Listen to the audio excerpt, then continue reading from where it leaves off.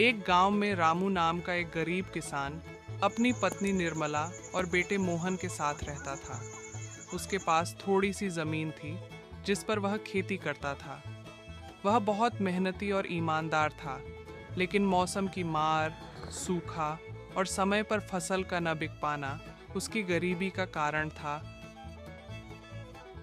रामू रोज सुबह जल्दी उठकर खेतों में काम करता, कभी हल चलाता, कभी पानी देता, लेकिन फिर भी उसकी मेहनत का उचित फल नहीं मिलता।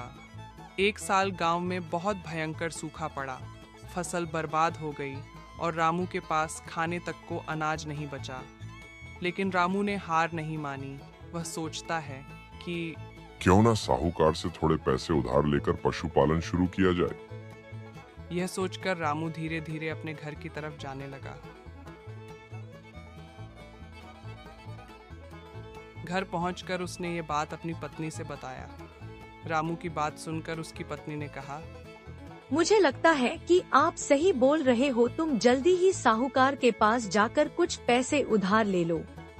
रामू सुबह जल्दी उठकर साहूकार के पास पहुंच गया और बोला, साहूकार जी, मुझे पशुपालन के लिए कुछ पैसे उधार चाहिए। साहूकार ने उसे 6 महीने के लिए पैसे उधार दे दिया। पैसा लेकर रामू खुशी खुशी अपने घर आ गया और उस पैसों से उसने पशुपालन खोला और पशुओं का दूध बेचने लगा।